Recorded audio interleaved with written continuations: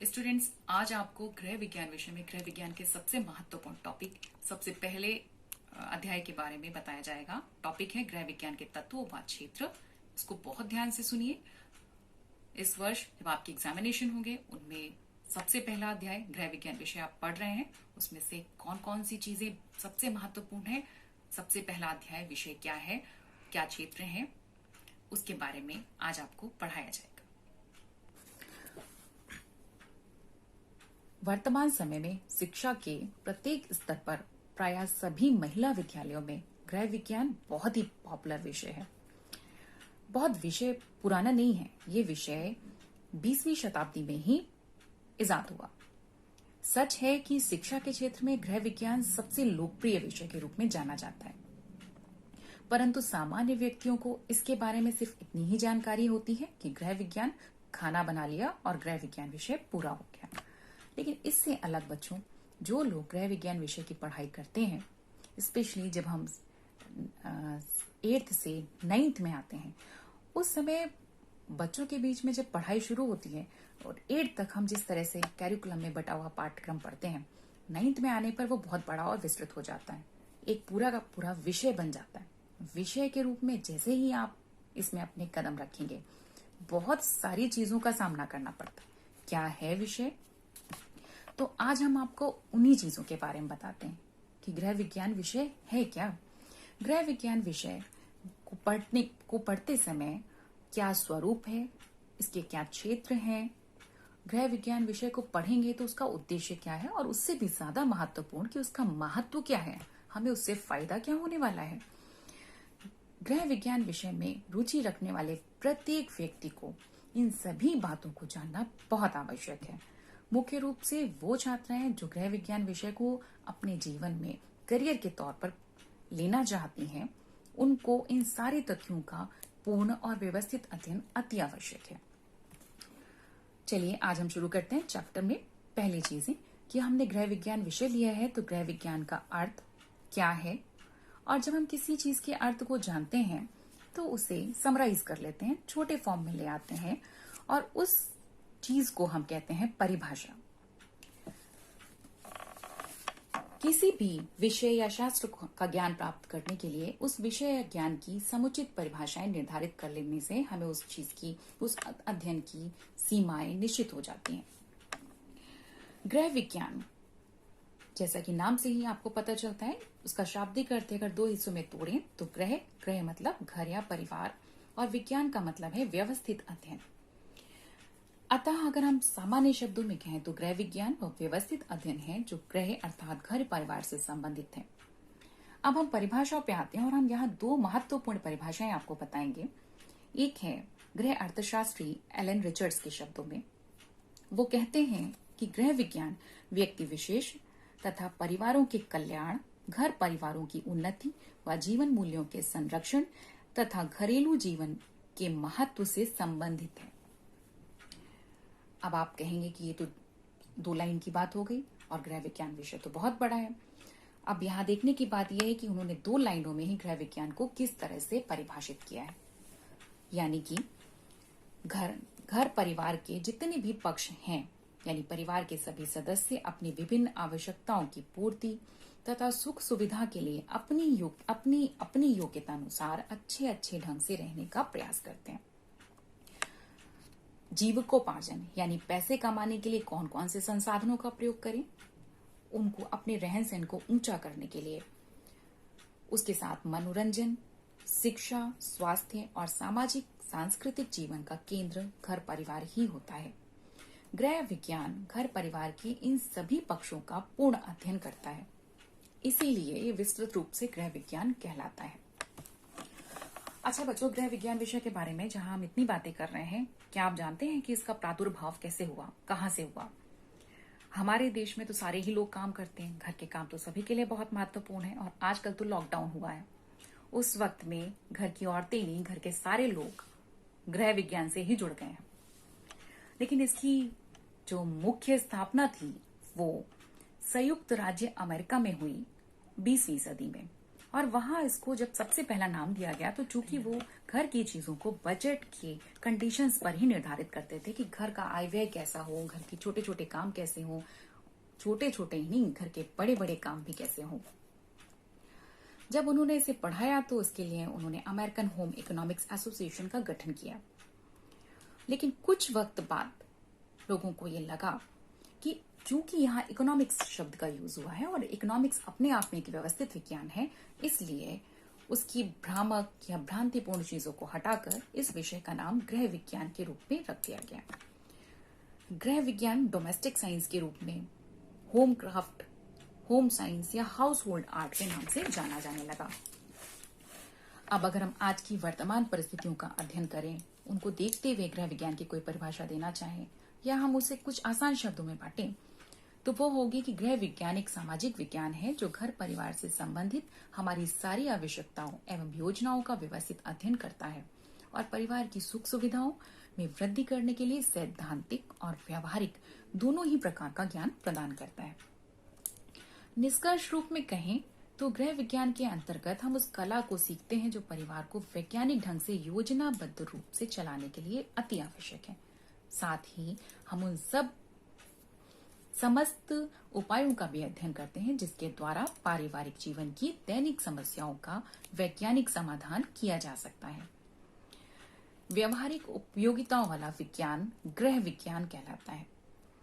इसी तथ्य को लेडी इरविन कॉलेज दिल्ली के गृह विज्ञान संस्थान ने अपने शब्दों में प्रस्तुत किया। उन्होंने कहा कि गृह विज्ञान वह व्यवहारिक विज्ञान है जो अपने अध्ययनकर्ताओं को सफल पारिवारिक जीवन व्यतीत करने, सामाजिक और आर्थिक समस्याओं को हल करने और सुखमय जीवन यापन करने की दशाओं का ज्ञान कराता है। अब इतनी सारी चीजों से आपको गृह विज्ञान की परिभाषा और गृह विज्ञान के विषय के बारे में कुछ ना कुछ अंदाजा तो लग ही गया है। अब हम आगे बढ़ते हैं कि गृह विज्ञान जो विषय है उसके मुख्य तत्व क्या है और गृह विज्ञान के मुख्य तत्व क्या अहम भूमिका निर्धारित करते हैं। अब यहाँ इस बात को समझने के लिए महत्वपूर्ण बात है कि जैसे हम किसी घर को बनाएं, किसी भी चीज को बनाएं, तो जिन कारणों से वो चीज बनी होगी, जिन तत्वों या अवयवों के समावेश से वो चीज बनी है, चाहे घर हो चाहे चीजें हो, तो वो उसके तत्व हैं। जैसे एक बड़े से घर का निर्माण करना हो तो ईंट, सीमेंट, रेत, लोहे से इन सभी को मिला के हम भवन का निर्माण करेंगे। उसी प्रकार यदि हमने गृह विज्ञान विषय का निर्धारण करना है तो जो उसके मुख्य तत्व होंगे वो क्या होंगे। यहाँ दो चीजें आती हैं, उनमें से एक है कि गृह विज्ञान के तत्व और दूसरे हैं गृह विज्ञान के क्षेत्र। तो गृह विज्ञान के तत्व हमेशा एक से ही रहते हैं, थोड़ा बहुत कुछ चेंज हो जाए वो अलग बात है, पर गृह विज्ञान के क्षेत्रों विकासमान होते हैं और उनमें कुछ नए नए विषय अक्सर समय के अनुसार जुड़ते रहते हैं। अब हम आते हैं गृह विज्ञान के तत्वों पर। गृह विज्ञान के जो तत्व हैं उनमें सब वो मुख्य रूप से 4 हैं। पहला गृह विज्ञान परिवार के सदस्यों का बहुमुखी विकास होना, दूसरा नियोजन, तीसरा नियंत्रण और चौथा मूल्यांकन। सबसे पहला तत्व गृह विज्ञान का परिवार के सदस्यों का बहुमुखी विकास करना होता है। एक ऐसी संस्था जिसे हम परिवार कहते हैं, वहां पे जितने भी सदस्य हैं उन सभी का शारीरिक, मानसिक और आध्यात्मिक विकास परिवार के अंदर ही होता है और उन सभी सदस्यों को सुरक्षा की प्राप्ति होती है। अब सुरक्षा की प्राप्ति हो रही है तो उनके अपने अधिकार और कर्तव्य होंगे, उनके अपने उत्तरदायित्व भी होंगे और परिवार के सदस्यों के स्वस्थ विकास और अभिवृद्धि के लिए हमें एक विशेष तरह का वातावरण भी वहां विकसित करना होगा और यही गृह विज्ञान का मूल तत्व है, जिससे कि सबसे पहले हम छोटे लेवल पे किसी भी समाज का निर्माण करना हो तो उसका निर्माण की सबसे छोटी इकाई परिवार होगा। जब हम किसी परिवार को सुविकसित और सुदृढ़ करते हैं उसके बाद वो समाज का एक हिस्सा बन जाता है। जब समाज का हिस्सा बनेगा तो वो और बड़ी उपलब्धियां धारण करेगा और राष्ट्र बन जाएगा। हम यहाँ आते हैं गृह विज्ञान के क्षेत्र में और गृह विज्ञान में दूसरा मुख्य तत्व है नियोजन। किसी भी कार्य को अगर हमें बहुत कुशलता पूर्वक करना है तो हमें उसके लिए उसकी प्लानिंग यानी नियोजन करना बहुत आवश्यक है। अगर बर्थडे पार्टी प्लान करनी हो तो कुछ दिमाग में रखते हैं ना, सोचते हैं। वैसे ही अगर घर के काम करने हो, छोटी छोटी चीजें करनी हो, उनकी प्लानिंग भी हमें करना अति आवश्यक होता है। और अगर हम पहले से उन चीजों की तैयारी कर ले तो वो एक दिन का काम, 1 घंटे का काम या पूरी एक विस्तृत कार्य योजना आसानी से हम बना सकते हैं। किसी भी कार्य को घर में करने से पहले यदि हम कुशलता पूर्वक उसको नियोजित कर लेते हैं, चाहे वो 1 माह का बजट हो, चाहे वो हमारे एग्जामिनेशन की प्रिपरेशन हो, या हमारे घर में शाम के खाने की ही तैयारी क्यों ना हो, अगर हमने उसे पहले से निर्धारित कर लिया तो काम काफी आसान हो जाता है। इन सारी चीजों को हमें अपने प्रैक्टिकल जीवन के साथ जुड़कर भी देखना पड़ता है, क्योंकि हमने इस चीज को पढ़ जरूर लिया, पर जब उसे क्रियान्वित करेंगे तो हम उसे करते समय ही कर उस चीज पे अभ्यास के माध्यम से ही तय कर पाएंगे। तीसरा महत्वपूर्ण विषय है नियंत्रण। हमने परिवार के सदस्य देख लिए, उनको कैसे वहां पे कार्यों को करने के लिए प्लानिंग करें। अब उन कार्यों को चलाना है तो हमें उस पर नियंत्रण भी स्थापित करना है। कभी कभी हमारा नियंत्रण उन चीजों पे परिस्थितिवश नहीं होता, या वहां पर हमें कुछ चेंज भी करने जरूरी है। तो उन चीजों को ही हमें देखते हुए, समझते हुए अपनी लाइफ में चलना होता है, और उसकी योजनाओं को कि अगर हम उसे बाद में कर सकते हैं या फिर वो चीजें हो ही नहीं सकती, इन सारी बातों पर ध्यान रखना होगा। अब हम आगे के चौथे तत्व पर आते हैं, और वो है मूल्यांकन। शुरुआत के 3 तत्व जरूरी थे, अब चौथा तत्व सबसे ज्यादा जरूरी है, क्योंकि अगर हमने कोई काम किया, निर्धारित कर लिया, होने भी लग गया, और अगर उसमें कहीं गड़बड़ी है और जो ठीक नहीं हो रही है, तो उसको हम पहली बार के बाद रीटेक करेंगे और देखेंगे कि वहां पर क्या गड़बड़ी रह गई है। यदि हमें पहली बार में समझ में आ जाता है तो दूसरी बार में वो गड़बड़ी होने की आशंका नहीं होगी। यदि नहीं आता तो हम दूसरी बार उसको वापस कुछ आंशिक यानी छोटे छोटे चेंजेस करेंगे। यदि वो चीज हो ही नहीं सकती तो हम उसमें पूरा बदलाव लाएंगे। ये सबसे आखिरी लेकिन सबसे महत्वपूर्ण परिवर्तन है, और ये हर छोटी छोटी जगह आपको देखने के लिए मिलता है। हम स्टूडेंट्स के रूप में जुड़े और वहां पर देखें, अगर आपको एग्जामिनेशन देना है तो हम एग्जामिनेशन देने के पहले बहुत सारे टेस्ट देते हैं, चीजें देते हैं। अगर वहां हमारी कोई कमी रह गई, हम उसकी भरपाई आगे की ओर करते हैं। ऐसे ही घर में अगर हम कोई काम कर रहे हैं, आपको कोई छोटा सा काम मिला और उस समय करते वक्त हमें लगा कि हम उस काम को पूरी तरीके से नहीं कर पा रहे हैं, तो वहां पे क्या कमी रह गई, उस बात को हम जरूर ध्यान में रखते हैं। और इससे हमारे आगे आने वाले कामों में असफलता की दर काफी कम हो जाती है। अब ये सारी बातें तो हो गई हमारे तत्वों के ऊपर। 4 मुख्य तत्व कौन कौन से थे, एक बार रिवाइज कर लेते हैं। पहला है परिवार के सदस्यों का बहुमुखी विकास, दूसरा है नियोजन, तीसरा है नियंत्रण, और चौथा है मूल्यांकन। अब हम सारे लोग जानते हैं और हम विषय पढ़ते हैं कि ये सब्जेक्ट तो आर्ट में आता है, आर्ट्स के रूप में, और पढ़ते हैं हम साइंस लगा के, यानी गृह विज्ञान की प्रकृति क्या है। तो क्या गृह विज्ञान कला है कि गृह विज्ञान विज्ञान है, साइंस है? इसे हम आसान शब्दों में आपको समझाते हैं। विज्ञान के रूप में गृह विज्ञान क्या है? कार्ल पियर्सन ने कहा कि समस्त विज्ञान की एकता उसकी पद्धति में है, उसकी विषय वस्तु में नहीं है। वैज्ञानिक पद्धति से प्राप्त ज्ञान को हम वैज्ञानिक ज्ञान कहते हैं। वैज्ञानिक ज्ञान द्वारा कार्य कारण संबंध को ज्ञात किया जाता है। वैज्ञानिक पद्धति का मुख्य उद्देश्य तथ्यों का अध्ययन करना है। वैज्ञानिक सिद्धांत सार्वभौमिक होते हैं और प्रामाणिक होते हैं, यानी जैसे बताए गए हैं वैसे ही होते हैं। साथ ही साथ हमारे गृह विज्ञान के अंतर्गत हम बहुत सारी दूसरी चीजों का अध्ययन करते हैं, जैसे शरीर विज्ञान, स्वास्थ्य रक्षा, आहार और पोषण विज्ञान, बैक्टीरिया विज्ञान, प्राथमिक चिकित्सा, गृह परिचर्या आदि विषयों का व्यवस्थित अध्ययन हम इसमें प्राप्त करते हैं। इन सारे विषयों का अगर हमें अध्ययन करना हो तो हमें वैज्ञानिक पद्धति अपनाना जरूरी है। ये अध्ययन तथ्यात्मक होते हैं। इसके क्षेत्र में विद्यमान कार्य कारण संबंधों को भी हमें ज्ञात करना पड़ता है, और गृह विज्ञान के समस्त अध्ययन क्षेत्रों में प्रतिपादित किए जाने वाले सिद्धांत सार्वभौमिक हैं।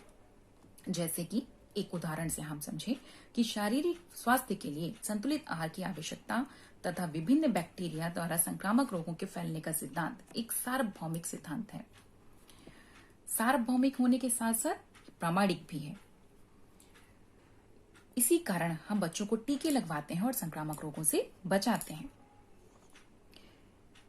इन समस्त बातों को ध्यान में रखा जाए तो हम क्या कहेंगे कि गृह विज्ञान एक विज्ञान है, और इसको किसकी मान्यता दें? विज्ञान की।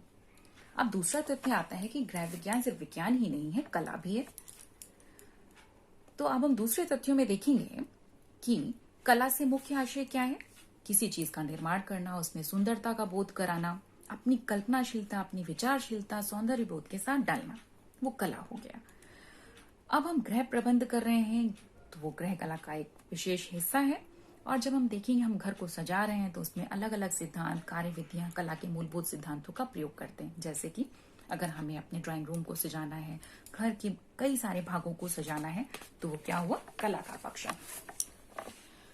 इसके अलावा हम पुष्प वाटिका, पुष्प सज्जा करते हैं। अब हम गृह विज्ञान विज्ञान है कि कला है, उन दोनों का समावेश एक साथ रखकर आपको एक एग्जाम्पल के माध्यम से समझाते हैं। यदि हमने खाना बनाया तो आहार यानी भोजन को बनाने के लिए उसमें जो पोषक तत्व हैं उसका अध्ययन क्या होगा, वैज्ञानिक। उसमें क्या क्या आवश्यक चीजें हैं, कितनी प्रोटीन है, कितनी वसा है, कितनी कार्बोहाइड्रेट है, कितने विटामिन हैं, ये सारे अध्ययन वैज्ञानिक। जब वही खाना बनकर तैयार हो गया और लोगों के मध्य पहुंचा तो उसमें जो हम अपनी कल्पनाशीलता डालते हैं, उसको मेज पे कैसे सजाना है, उसको कितना सुंदर ढंग से सजाना है कि देखने वाला उसको तुरंत खाने के लिए आकर्षित हो जाए, वो कला का तत्व है। यानी कि हमने दो चीजों को एक साथ मिलाया। पहले हम वैज्ञानिक रीति से भोजन के तत्वों के बारे में जानकारी लेते हैं, उसको बनाते हैं और घर के लोगों का पोषण करते हैं। अब कलात्मक तत्व यह है कि हम जब उन लोगों के बीच उसको पहुंचाएंगे तो वो लोग उसको खाने के लिए आकर्षित हों। छोटे छोटे बच्चे खाना खाना पसंद नहीं करते, उनको अलग अलग तरीके से, अलग रूपों में हम खाने को बना के प्रेजेंट करते हैं। यानी कि हम घर के परिवार का पोषण कर रहे हैं और हम उसमें साइंस और आर्ट्स दोनों का मेल कर रहे हैं। अब हमें समझ में आ जाना चाहिए कि गृह विज्ञान विज्ञान और कला दोनों का ही स्वरूप है। बच्चों, आज के वीडियो के लिए बस इतना ही। बच्चों, आज मैं आपको इसमें बुक की इमेजेस दिखा रही हूं। वीडियो पसंद आई है तो लाइक, शेयर और कमेंट जरूर करें। मेरी नई वीडियोस को देखने के लिए, जल्दी से जल्दी देखने के लिए सब्सक्राइब करें और बेल आइकन को दबा दें।